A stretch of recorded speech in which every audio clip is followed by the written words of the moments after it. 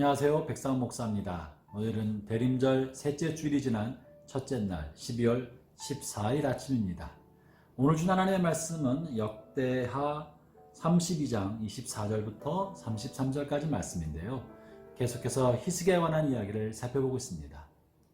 히스기야는 약소국을 물려받은 왕으로서 주변의 열강이 항상 그 주변에서 위협적인 존재였습니다.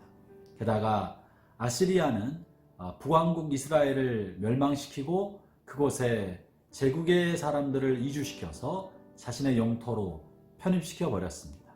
그래서 유다는 이제 아시리아와 국경을 맞대고 있었던 것입니다.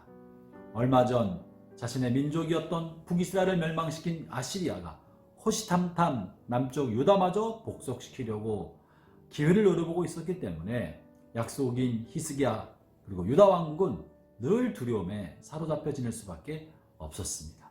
그리고 실제로 아수리의 사네립 왕이 많은 대군을 이끌고 남유다마저 정발하러 쳐들어왔었죠. 위협적인 전제로 쳐들어왔던 것입니다.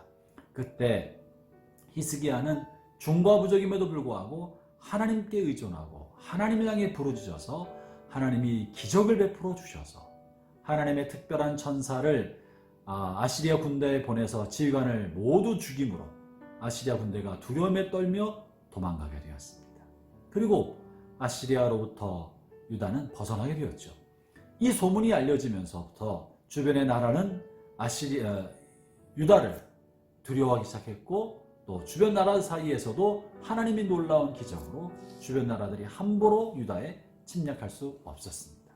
그래서 그 이후로부터 주변 나라들은 하나님과 히스기야에게 예물을 갖다 바쳤다고 합니다. 그것이 우리가 주일날 본문에 있는 이야기인데요. 역대하 32장 22절부터 23절에 그런 기록이 실려 있습니다. 제가 한번 읽어보겠습니다. 이와 같이 여호와께서 히스기야와 예루살렘 주민을 아수르 왕 사네립의 손과 모든 적국의 손에서 구원하여 내사 사면으로 보호하심에 여러 사람이 예물을 가지고 예루살렘에 와서 하나님께 드리고 또 보물을 유다 왕 히스기야에게 드린지라.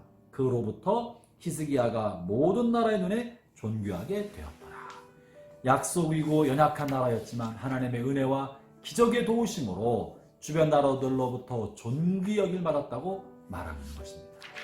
형제자매 여러분, 여러분의 삶에 하나님의 은혜가 함께해서 주변 많은 사람들로부터 존귀 여김 받는 복이 여러분 모두에게도 함께하기를 바랍니다.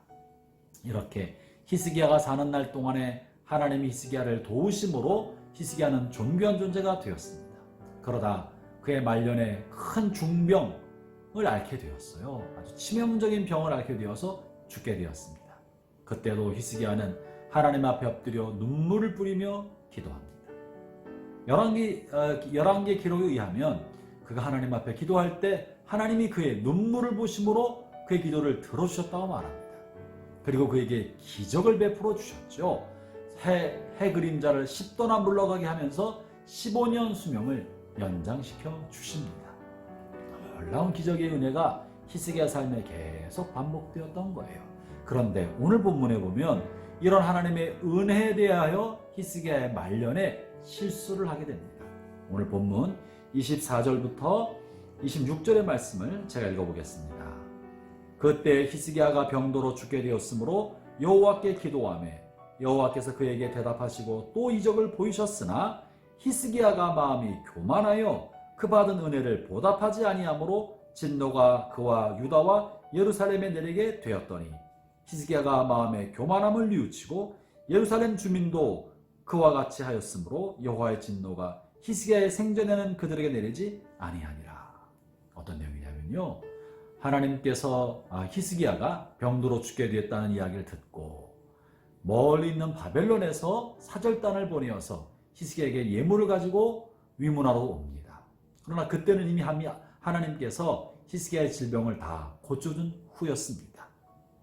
히스기야는 마땅히 자신을 고치신 하나님의 은혜를 이 바벨론 사절단에게 전했어야 되고 하나님의 기적을 알려줬어야 되고 이 모든 것이 하나님의 은혜라고 전했어야 되는데 아쉽게도 히스기야는 하나님의 은혜를 높이지 아니하고 멀리 온 사절단에게 자신의 부귀와 영화 자신이 가지고 있는 창고의 문을 열어서 보물들을 자랑했던 겁니다. 의시됐던 거죠. 내가 이런 나라를 가지고 있습니다. 그것을 바로 오늘 성경은 하나님의 은혜에 보답지 아니하고 마음이 교만했다라고 말하고 있는 거예요. 이 일로 인하여 하나님이 히스기야에게 진노하고 히스기야를 책망하고 계신 것이 오늘 본문의 말씀입니다. 사랑하는 형제자매 여러분, 오늘 우리 히스기야를 통하여 중요한 교훈을 얻을 수 있습니다. 여러분이 어려울 때 하나님 앞에 기도하고 하나님으로부터 기도 응답에 도우심을 받은 게 있습니까? 여러분의 삶에 하나님이 간섭하시고 지금까지 인도하신 게 틀림없습니까? 그러면 잘난 척하지 마십시오. 여러분이 가진 돈으로 잘난 척할 것도 없고 사회적 신분으로 의시될 것도 없습니다. 다 하나님께서 해주신 것이 아닙니까? 그러면 그것을 사람들에게 과시할 것이 아니라 하나님이 하셨습니다. 하나님의 은혜입니다. 하나님을 높이는 통로로 삼으십시오. 그것이 하나님의 은혜에 보답하는 길이라고 말하고 있습니다. 그런데 사람들은 조금 힘들 때 하나님을 의지하지만 하나님이 은혜를 베풀어 주셔서 위기를 지나가게 하시고 고난 이후에 영광을 얻게 해주시면 하나님의 은혜인 것을 잊어먹는 거예요. 그리고 자기가 잘나서 된 줄로 착각을 합니다.